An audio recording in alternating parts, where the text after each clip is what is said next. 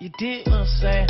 If they all hollers, I'm a counterfeit. Yeah, I wanted money, I couldn't enjoy class.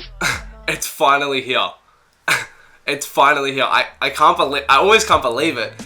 On Thursday night, I was able to download and listen to a Playboi Carti project in full. Not no fan-made project, not no snippets, and not no YouTube rip of some live stream. A full Playboi Carti project. Ever since he came out in 2015 with hits like Broke Boy and Fetty, the world has been patiently waiting for Playboi Carti to drop his debut project. I remember in 2015 all the talk was that it was going to drop in December, and then 2016 came around and nothing happened. And then everybody said Carti has to drop it during summertime of 2016 or else he's going to miss his opportunity and no one will care. And then summer came around and he still hadn't dropped it. And then September came around and then he said he was finally about to drop his tape. And then he went ghost again and nothing ever happened about that. And then he finally popped up and said, hey, March, I'm finally gonna drop my tape. And then guess what? March came around and still no tape, although we did get 2 singles. And then we mysteriously got this countdown on CashCarti.com that led us to right now. And Carti fans have been hyping up this project like it's a second coming of Jesus. But aside from all the hype, all the anticipation, and all the snippets, did Cash Carti deliver? Well, enough talking and let's dive right in. Trimming all the fat and simply naming it Playboi Carti, the project's self-titled name fits the aesthetic of the tape perfectly. The project is pretty straightforward. You won't find any underlying storylines or any deep thematic development, and I think that'll throw some people off, as when you wait so long to drop a project, you naturally raise expectation levels, and when you have such a dedicated fanbase like Carti's, you were never going to please everybody. But what stood out to me when listening to this tape was how Carti was able to find a niche within the cluttered new school trap sound. I'm gonna loosely refer to this sound as video game trap. Now, I know what you were thinking, what the fuck is video game trap and why the fuck does it sound like some corny white boy genre that I don't even want to hear?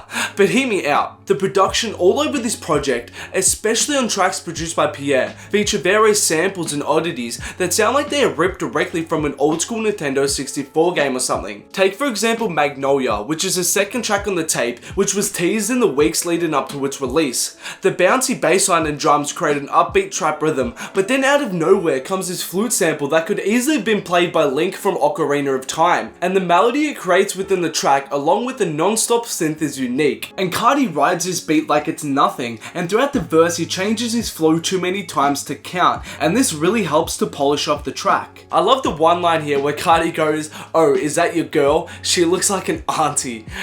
That gets me every single time. The playfulness of the beat is complemented by Carti's off-the-wall flow and delivery perfectly. The sound could easily become extremely tiresome, but there is enough variation in the production to keep it interesting. A few tracks later we get to Half and Half, and this track is a low-key trap banger with intoxicating production, but Carti doesn't let up at all. His voice takes command of the track and demands your attention. It's a laid-back track, but it's infectious, and this song showcases the effortless swagger and charisma that Carti oozes on a track. A lot of Carti's earlier work, especially around the Awful and early ASAP era, saw Carti utilizing a deeper inflection in his voice and a more aggressive delivery on the whole. And a worry for fans as we saw Carti's sound change in late 2016 and early 2017 was that we saw him drop this type of delivery for a more laid back expression in a higher register, and people were worried that he lost that sauce that made Carti Carti, and that he became lazy, complacent even, and now he was just ad-libbing to get his way through verses. But I think this project as a whole is a sound that Carti eventually wanted to reach,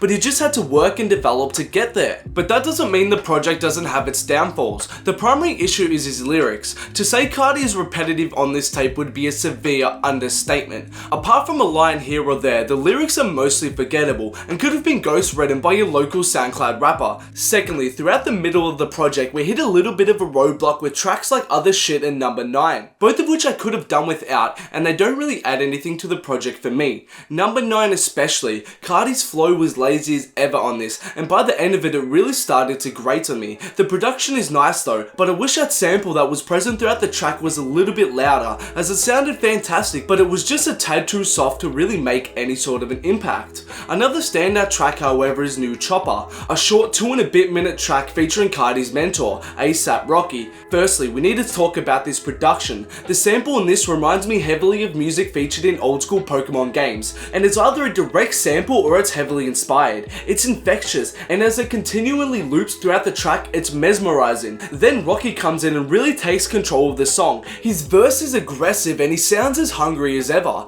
And Cardi's additions on this track are nice, but by the end of the track you kind of forget you were listening to a Cardi project, to be honest. And this is another great example of that video game trap sound. And I think there is a bit of a danger when you use these kind of samples that they can kind of take control of the track and overshadow the artist and almost suffocate the song. And when that happens, I think the sampling of a video game or even something like a TV show theme, for example, can come across as corny or annoying because it waters down the additions from the artist. However, on this track and all over the tape, Cardi's vocal presence with his infectious and ever-changing flows, his swagger and his effortless charisma firstly stop the samples from coming across as corny or annoying, but also stop the samples from hindering the enjoyment of the track, as the samples don't overpower Cardi's presence and additions to the songs. Moving down the track list, we get to Do That Shit, and this is another video game-esque instrumental. The flute sample and the playful pianos are a perfect canvas, and Cardi comes in with an elongated verse talking about how he would rather show you through actions than words. The subtleties of Pierre's production on this really make the track for me though. Pay close attention, and throughout the track you will hear a couple things. Firstly, these random gunshots, but they aren't like your typical gunshots that you would hear on a rap song. They're not ultra realistic, instead they sound like they were ripped from like a PlayStation 1 game or something. And secondly, on top of these gunshots are these random bomb noises, but again, they're not like your traditional rap flex bombs or something. They're more like something you would hear from Bomberman or even an explosion from a Game Boy game.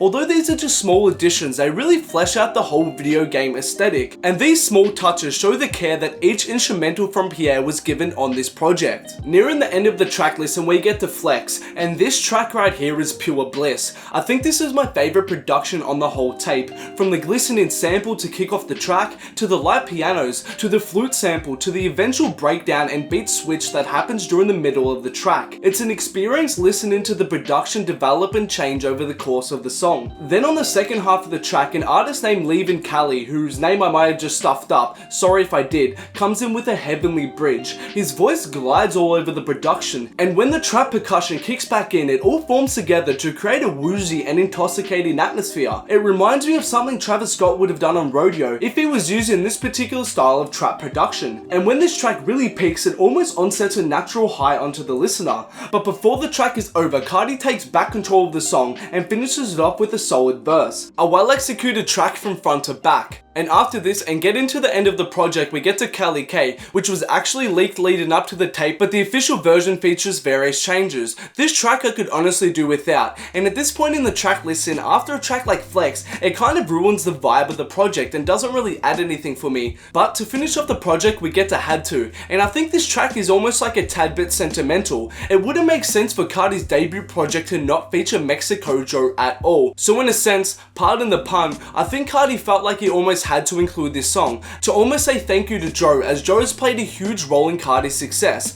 and it's a nice sentiment to finish the whole project on. Cardi's kind of recognizing that now it's his time and he really needs to boss up and go get it. So all in all, a really nice finisher to the project. And that's the tape right there. Listening to this project again and again, I can fully understand how some Cardi fans simply won't enjoy it. If you fell in love with a certain type of music from Cardi, you can kind of see this as a dumbed down approach to his style, and maybe it kind of is with the simple flows, repeating of lines, and lacking lyrics. But for me, after changing the landscape of SoundCloud rap when he came out with Mexico Joe, a tape full of a recycled sound that is everywhere now wouldn't have sufficed. Or if he came in with that awful Aristides, it still would have sounded good, but again, it felt like it would have been lacking, and un-Cardi liked to do something that is unoriginal and not pushing the genre forward. Cardi needed to push the game into a new direction, like he did when he came out with Broke Boy, and I think he's found that formula with Pierre. These light, trap-influenced instrumentals full of these samples and oddities that create this video game trap aesthetic, and although this sound has existed, I don't think anyone has done it justice quite like Cardi did on this. It didn't come across as corny or annoying, and the production doesn't overwhelm Cardi. And lastly, nor does it sound low quality or as if it's been poorly mixed, as are the typical downfalls of this new school cloud rap Atlanta sound.